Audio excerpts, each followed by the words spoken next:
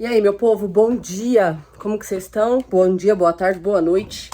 Se você está assistindo esse vídeo porque você está na minha bolha, então seja muito bem-vindo. Aqui falaremos sobre tudo, de tudo, todos os assuntos que eu costumo falar, né? Mas sem filtro, sem filtro. Vou contar valores, vou contar presepada, vou contar os BO, vou contar tudo. Aqui eu vou contar tudo. É para isso que eu criei essa área de membros. Tô aqui, ó, abrindo o... Como é que chama? O tripé? Pra colocar vocês ali, pra gente bater um papo sobre imóveis. Vamos lá. Vou hablar. Vou hablar. Hoje mais cedo o rapaz da piscina veio limpar e trouxe até um ajudante, que eu acho que é alguém que tá em treinamento, sabe? Com ele. E aí eles vieram em dois. Tava um tempinho meio feio, mas agora já tá um solzão. E toda quarta-feira vem o rapaz limpar a piscina, cuidar da piscina. Ele coloca os produtos que precisa colocar, ele checa o filtro, ele checa o nível, ele vê a bomba, enfim, ele cuida de tudo. A gente não faz absolutamente nada com relação à piscina. E a grama também. A grama aqui nessa casa, quem cuida é um outro rapaz que vem todo sábado. Ele passa aqui, na verdade, só em volta, né? Porque não tem grama na casa em si. Só em volta da casa, na frente, aqui no fundo. E aí ele passa com um carrinho, sabe? Tipo um carrinho mesmo, elétrico. É um carrinho. E aí ele vai cortando a grama. Enfim, só compartilhando com vocês, a gente não paga por esses serviços. Quem paga por esses serviços é a proprietária. Então, eu já fiz a conta de frente para trás, de trás para frente, tentando apurar o lucro que essa mulher tem com essa casa e eu ainda não cheguei a uma conclusão. Por quê? Vamos conversar sobre isso. Deixa eu colocar vocês aqui. Tá calor. Eu estou morrendo de calor. A neném tá dormindo. Então esse é sempre o melhor horário para eu gravar vídeo, para eu conversar. Porque daí eu fico mais em paz, né? Depois eu vou fazer almoço, tudo. Tô gravando pra vocês na parte da manhã. Mas vamos falar aqui um negócio. Se você me acompanha há mais tempo, você sabe que eu sou uma entusiasta do mercado imobiliário. Nos últimos 3 anos, nós compramos 13 imóveis. 13 imóveis? Foi. Nós compramos o imóvel do Canadá, nós compramos o apartamento de São Paulo e nós quitamos a nossa casa de São Paulo também. Então, só para você entender, quando eu saí do Brasil em 2015, nós tínhamos a nossa casa de São Paulo, que foi a casa que nós compramos para casar. A gente morou nessa casa por 2 anos. E aí, quando a gente decidiu mudar para o Canadá, a gente colocou essa casa para alugar. Naquela época, eu, inocente de tudo, né? Achava que ia demorar uma vida para alugar a casa. Coloquei a casa para alugar em fevereiro, sendo que a gente só ia se mudar em julho. E a casa alugou em 15 dias. Tanto que a gente foi morar com a minha sogra. Eu sei que tem gente que me segue aqui desde aquela época. A gente foi morar com a minha sogra nesse período, antes de mudar para o Canadá, porque a casa já estava alugada. O meu primeiro inquilino era um padre da diocese lá da nossa região, e ele ficou na casa por 3 anos.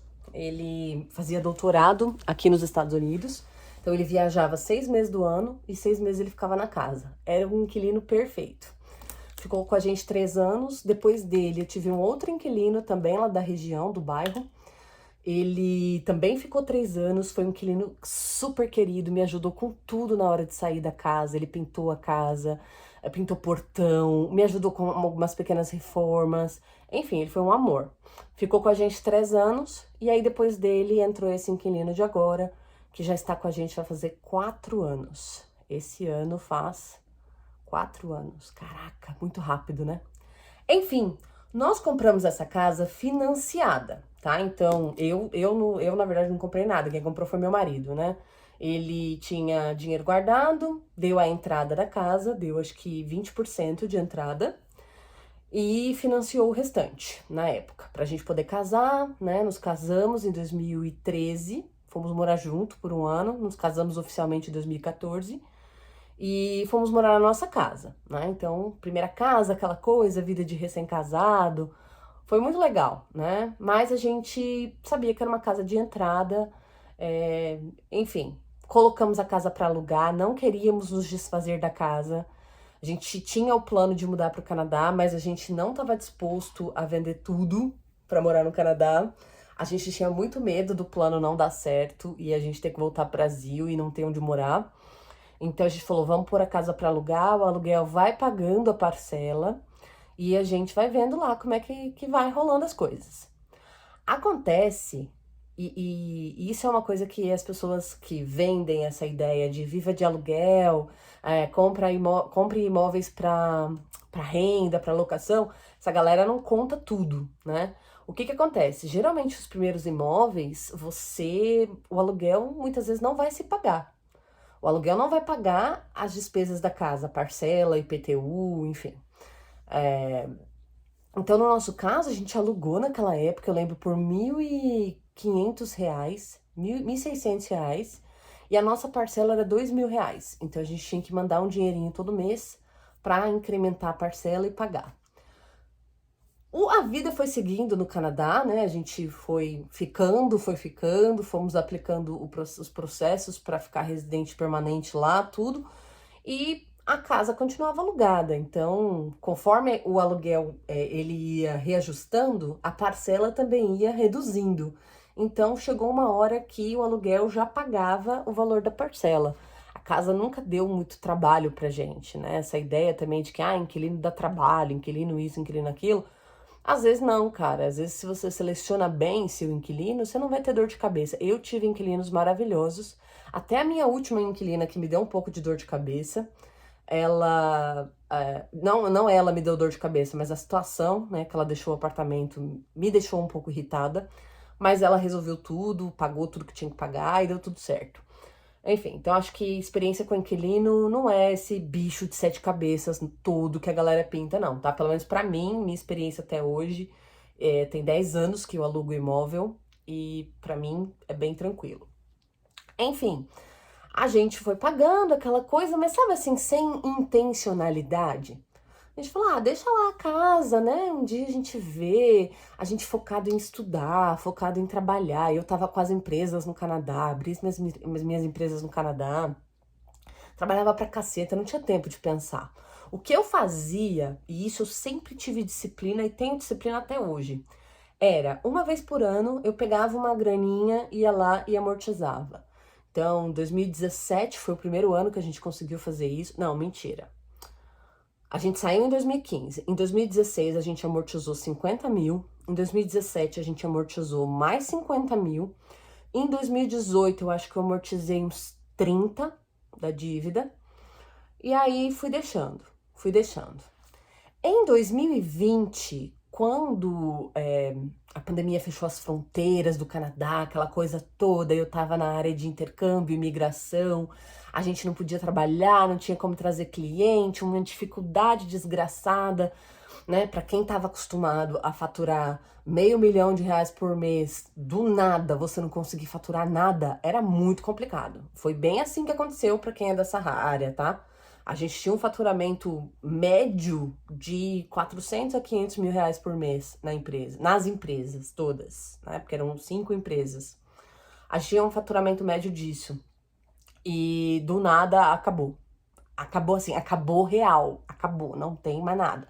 Ninguém vai pagar mais nada, ninguém vai fazer curso de nada, a fronteira tá fechada, ninguém vai viajar, não sabemos quando isso vai acontecer de novo, quando voltará. E aí, enfim, tive que tomar todas as providências e tal, mas eu acho que essa sempre foi a minha qualidade como empreendedora. Eu tenho uma visão, eu consigo ver, sabe? Eu enxergo as oportunidades de negócio e eu também enxergo quando não é uma boa situação.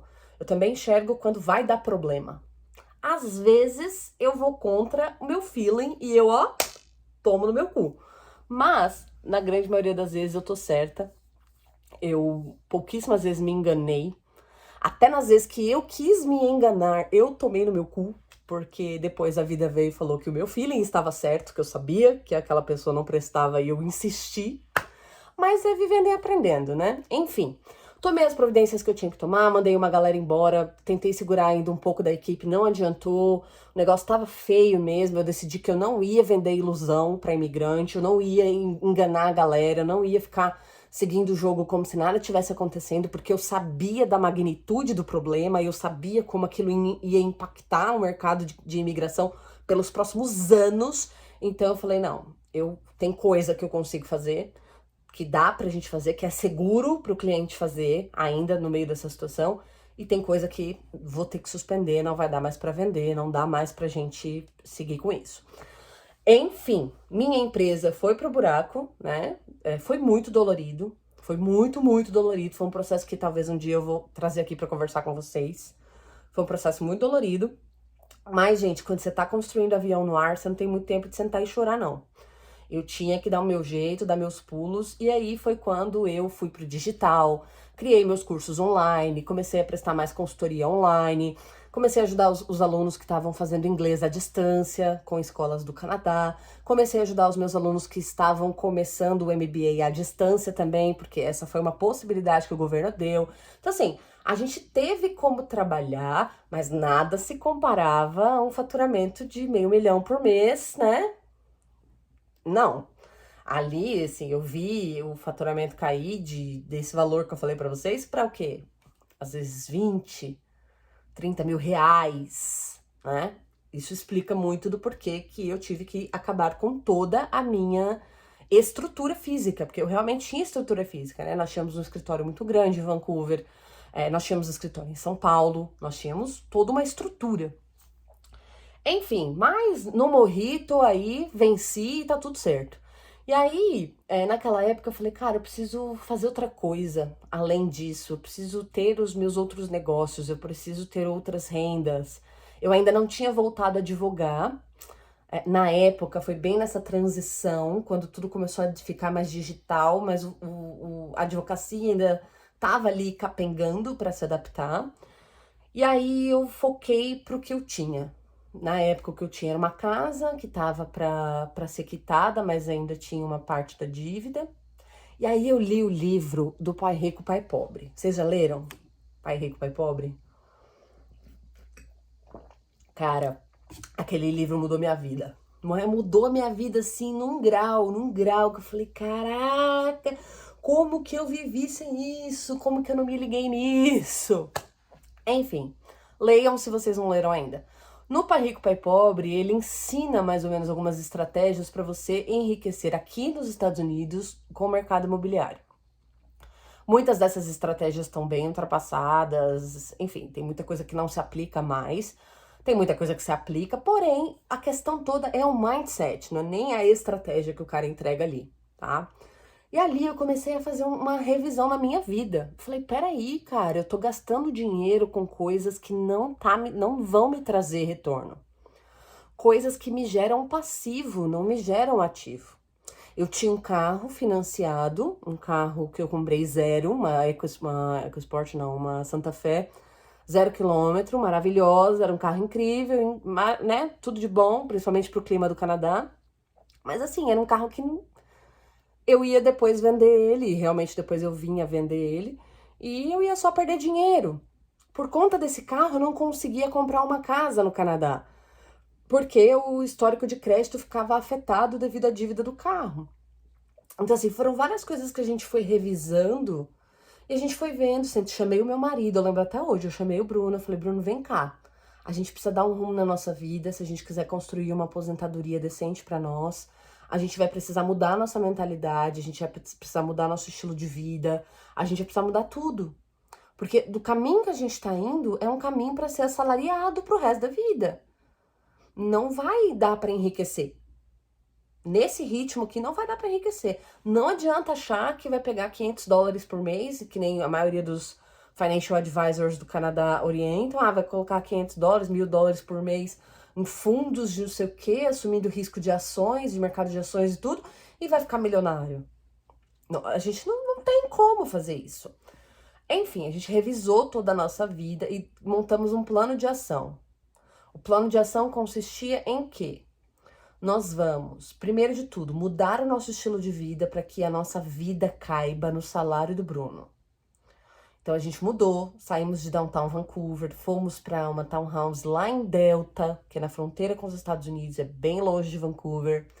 Mudamos nosso estilo de vida, Passamos a economizar mais, não íamos mais tanto em restaurantes. Quando a gente morava em downtown, a gente pedia comida 2, 3 vezes por semana. Ia em restaurante todo final de semana. Cortamos isso da nossa vida. Começamos a cozinhar mais. Enfim, a gente mudou o nosso estilo, né?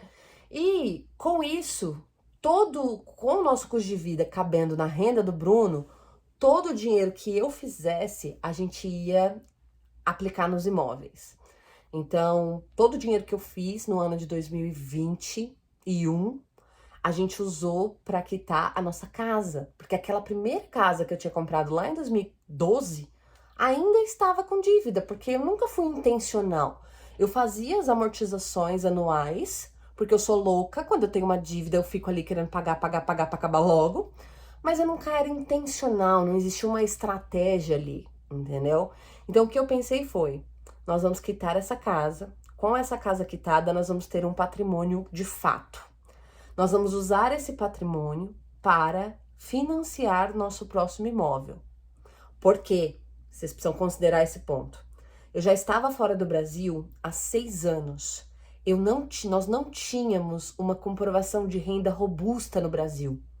Nós não tínhamos imposto de renda alto, nós não tínhamos uma renda declarada, nós não tínhamos nada disso. A gente tinha ido para o Canadá, a única coisa que a gente tinha de declarado no Brasil era o aluguel, que era R$ 1.500, que no final a gente usava para pagar a parcela, e só. Tipo, como que a gente ia pegar financiamento para comprar outro imóvel com aquela renda? Então eu falei, todo o dinheiro que eu fizer, a gente vai usar para quitar essa casa. E nós vamos regularizar a nossa vida no Brasil.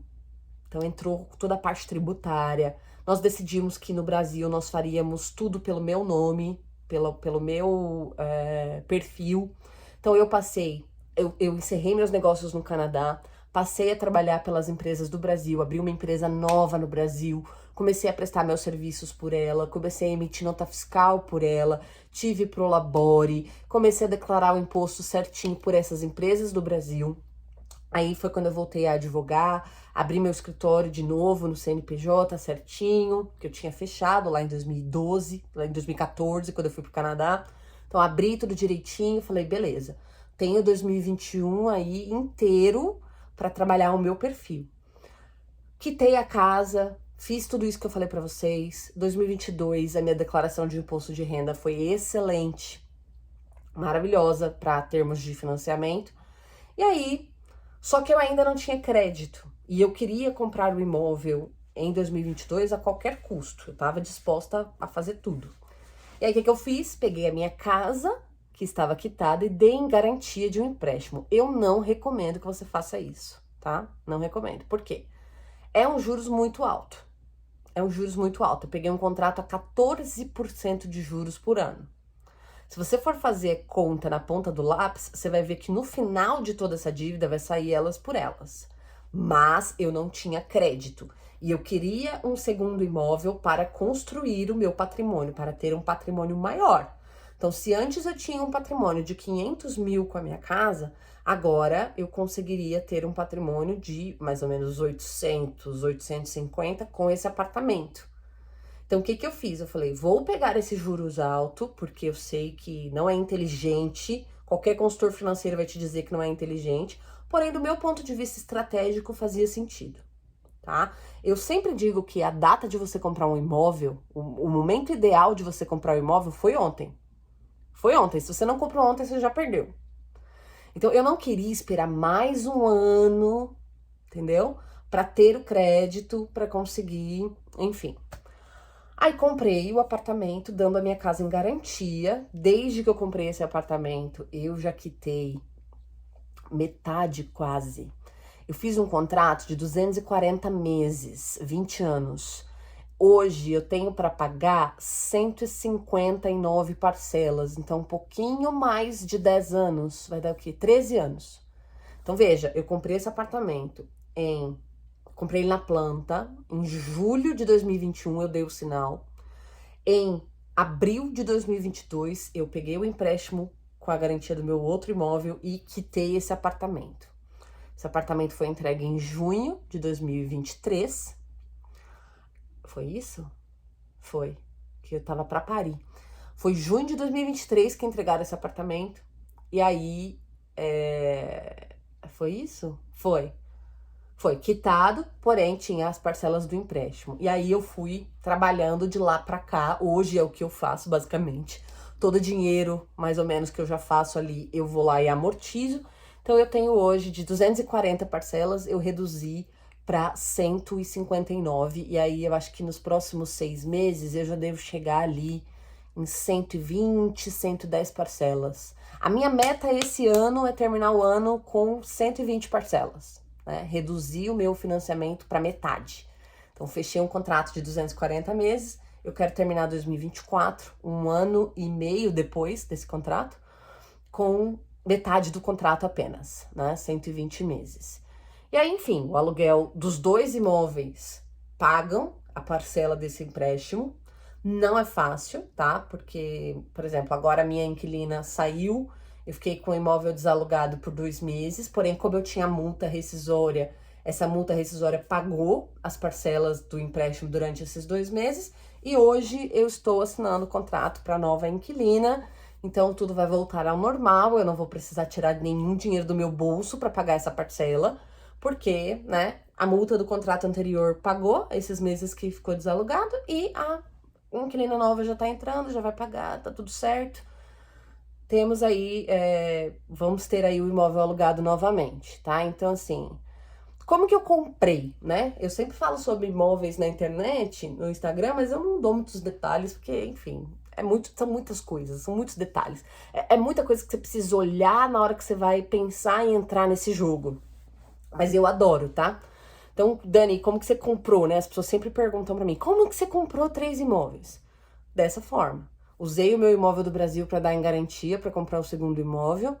O imóvel do Canadá, a gente conseguia comprar com 5% de entrada, porque tínhamos bom crédito, já éramos residentes permanentes, cidadãos praticamente, e o meu marido tinha renda declarada no Canadá. Então, enquanto a gente trabalhou o meu perfil para investir no Brasil, a gente trabalhou o perfil do Bruno para investir no Canadá. E agora nós estamos trabalhando o perfil dele para investir aqui nos Estados Unidos também, tá? E aí foi com esse 5% de entrada que a gente comprou o apartamento do Canadá.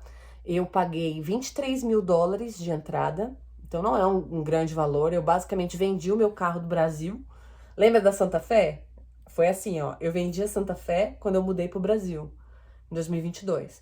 Aí no Brasil eu comprei um carro com esse dinheirinho que eu vendi a Santa Fé. Vendi a Santa Fé, eu peguei 12 mil na mão. Aí fui lá e comprei o carro no Brasil, o Honda City, paguei 60 mil nele à vista.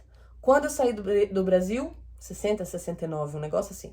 Quando eu saí do Brasil, vendi o Honda City e juntei com mais uma grana que eu tinha feito naquele ano pra gente comprar o apartamento. Demos 23 mil de entrada e hoje nós temos uma parcela de 2.850 nesse apartamento do Canadá, tá? Lá nós alugamos o apartamento por 2.450, então veja que nós temos uma despesa mensal de 400 dólares extra para quitar, para fazer o valor total da parcela do financiamento no Canadá, mais 500 dólares do condomínio IPTU do Canadá.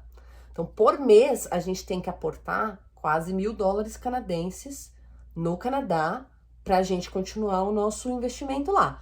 Dani, ainda assim vale a pena? Sim, ainda assim vale a pena, tá? Porque se você pegar a minha parcela do financiamento de 2.850, desses 2.850, 2.000 é juros e 850 é o valor do patrimônio de fato. Então, quando eu aluguei esse imóvel por 2.450, é como se a minha inquilina estivesse pagando meus juros e eu estivesse fazendo o meu aporte mensal de 850, tá? O custo de condomínio IPTU é o custo que eu tenho para ter aquele imóvel. Dani, vale a pena ter esse custo para ter esse imóvel? Vale. Por quê? Porque o mercado imobiliário do Canadá, ele é muito agressivo.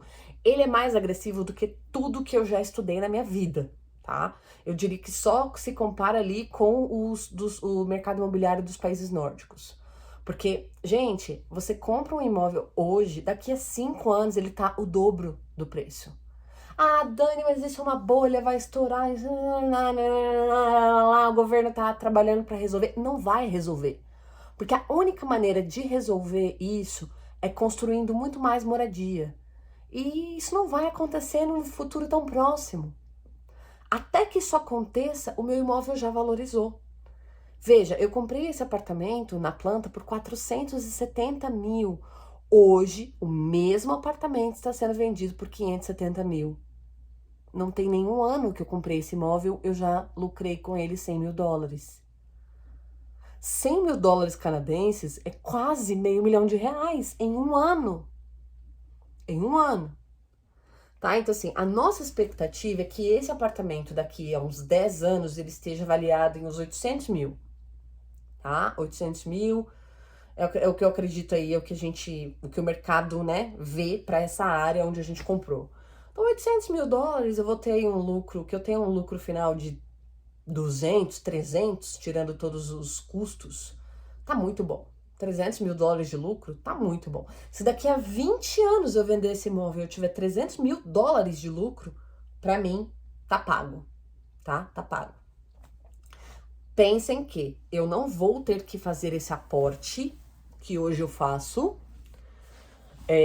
de 1.000 dólares quase, para sempre. Esse aporte, muito provavelmente, a gente só deve fazer ele nos primeiros 5 anos de contrato. Por quê? Porque a parcela vai ser reajustada, o aluguel vai ser reajustado, então o aluguel vai subir, a parcela vai cair, e no final do dia as coisas vão se acomodando. A gente ainda vai ter que mandar dinheiro para lá por um bom tempo, mas as coisas vão se acomodando. Com os juros, com a taxa de juros do Banco Central Canadense, ela caindo, o nosso financiamento vai cair consideravelmente. A expectativa é que para daqui a 5 anos, quando a gente renovar o nosso contrato de financiamento no Canadá, é para que a nossa parcela caia para 2,100, tá? Então, assim, é um cenário muito vantajoso. É um cenário muito vantajoso. E você tem que entender o seguinte, nem tudo, quando a gente tá falando de estratégia dentro do mercado imobiliário, nem tudo é lucro, nem tudo é só dinheiro. Por quê? O mercado imobiliário, ele é um jogo de crédito. Ele não é um jogo de quem tem dinheiro. Você pode ter uma boa entrada, você pode ter um bom salário, você pode ter ali tudo bonitinho, certinho. Mas se você não tiver crédito, você pode ter problema para poder comprar o seu imóvel. Que nem eu tinha dinheiro para comprar o apartamento de São Paulo. Eu poderia ter comprado ele à vista, mas eu queria o crédito. Eu precisava do crédito, precisava construir crédito.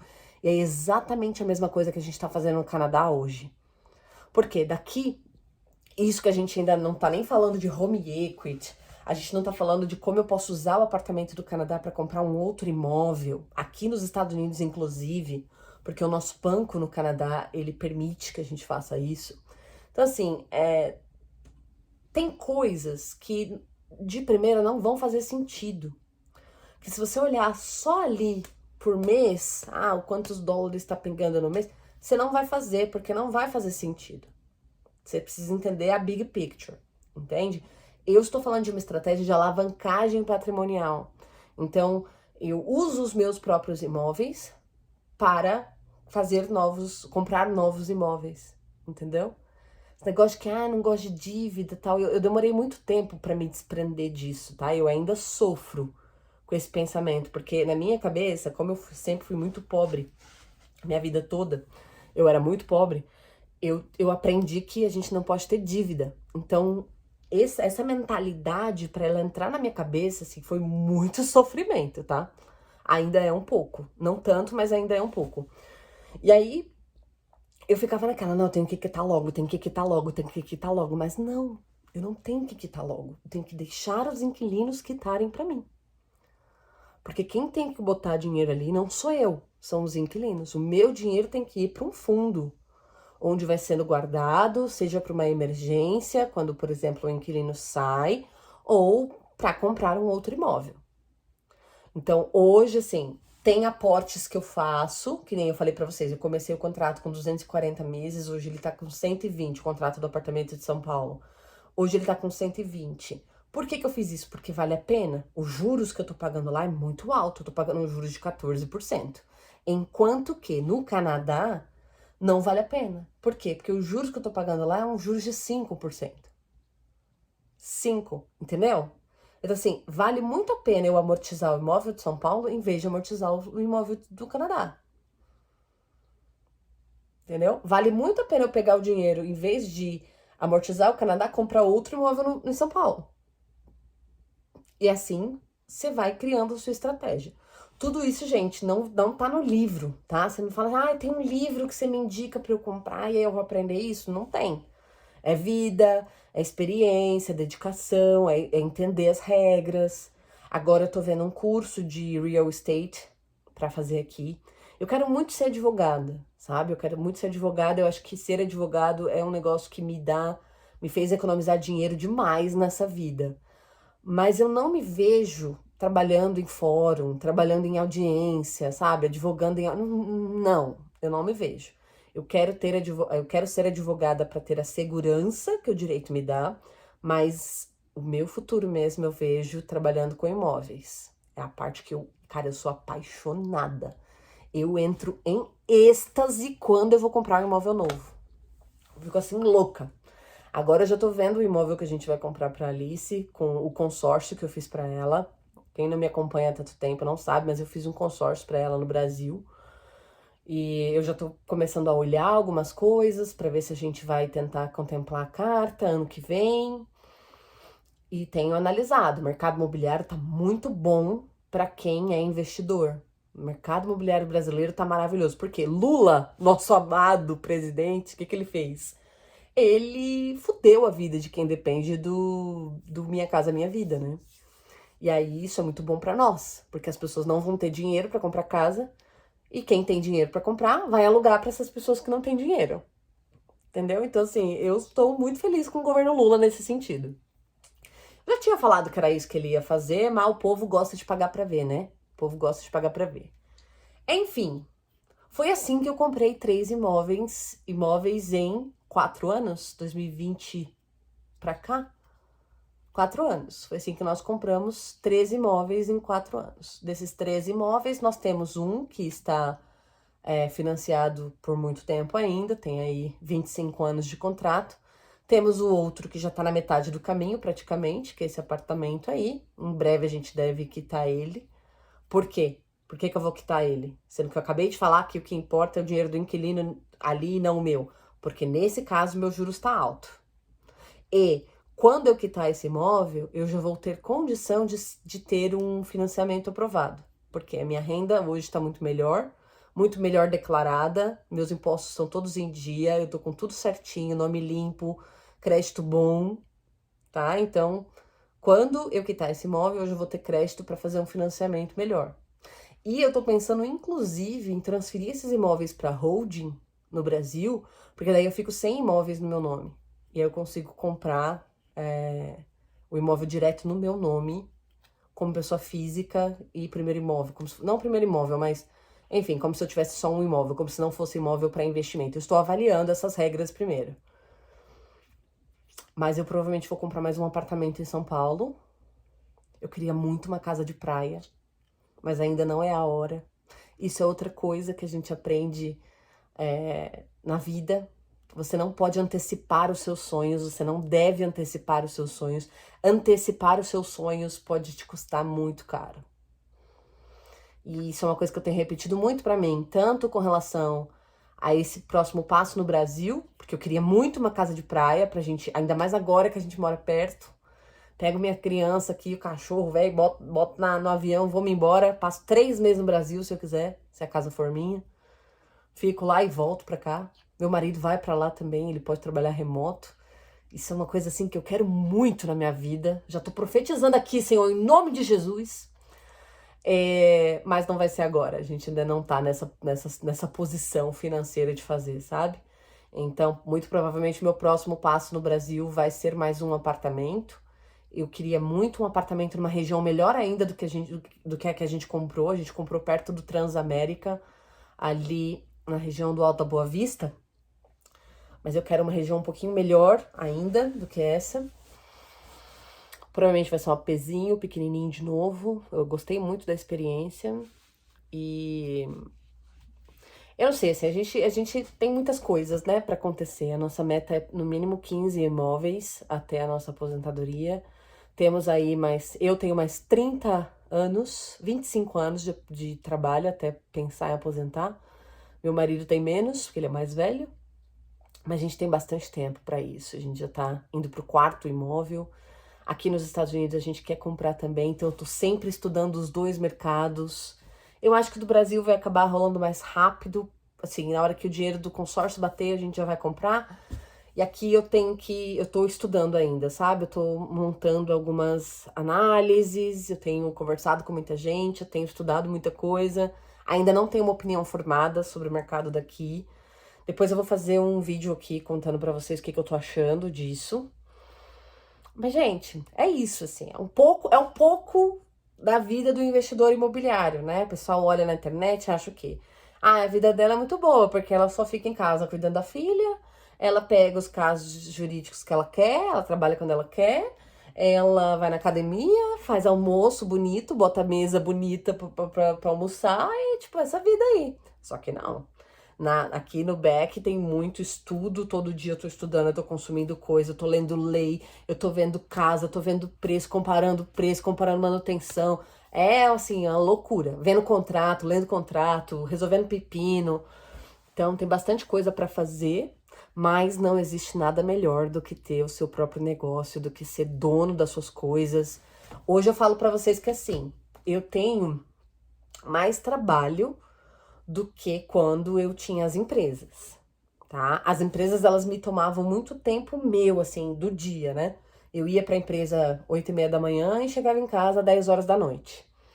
Então, ela me tomava a Daniele fisicamente. Mas a minha vida de hoje, de administração dos nossos bens, administração do patrimônio, né? Cuidar de toda essa parte tributária, patrimonial, societária, as empresas, tudo, me toma bastante mental, sabe? Eu preciso estudar demais, eu preciso ler muito, eu preciso conversar muito, eu preciso fazer muito networking, mas é muito bom também. É muito bom, eu não tenho funcionário pra me encher o saco, pra ficar me pedindo as coisas o tempo todo, pra ficar dando desculpa que não vai vir trabalhar e me deixar na mão. Eu não tenho funcionário que vem, pede tudo pra mim, boca mole pra pedir, e depois sai por aí falando mal de mim. Não tem, entendeu? Não tem. Não tem nem cliente, porque essa parte de administração de bens não tem cliente, o cliente sou eu, né? Então eu tenho muito mais contato com fornecedores, parceiros, né? Corretores, galera de manutenção, empreiteiro, marceneiro, pintor. É foda administrar tudo isso. Mas, assim, é pra mim, né? É pra nós, é pra nossa família no final do dia. A coisa tá caminhando, a gente tá vendo que tá caminhando. E eu tô gostando bastante. Eu tô gostando bastante. Eu queria mais começar essa área de membros falando sobre esses assuntos com vocês, trazendo um pouco do norte do que a gente vai falar aqui. Me deixem nos comentários o que é que vocês acharam, se vocês têm interesse de saber mais, o que vocês querem saber mais sobre essa vida de investidor imobiliário. Enfim, eu ainda não tenho um conteúdo fechado para a área de membros, mas a minha ideia é trazer esses vídeos assim, sem edição, esses vídeos mais sincerões, onde eu falo de números, onde eu falo de perrengue, onde eu falo de decisão errada, onde eu falo de decisão certa, onde eu vou ter que inevitavelmente entrar mais na intimidade para compartilhar com vocês, mas eu acho que vale a pena. Eu acho que vale a pena porque a gente vai conseguir fazer boas trocas e quem sabe você pode aprender um pouquinho com os meus erros e também com a minha expertise, né? Porque são muitos anos trabalhando, estudando, me dedicando a tudo isso e tá só começando. Eu amei que você tá aqui na área de membros da minha bolha, seja muito bem-vindo. Aqui eu tenho um pouco mais de carisma, porque como eu não tô preocupada, tô muito mais leve, então acho que vou ser mais carismática. Me deixem saber o que vocês acharam, tá bom? Beijos e a gente se vê no próximo.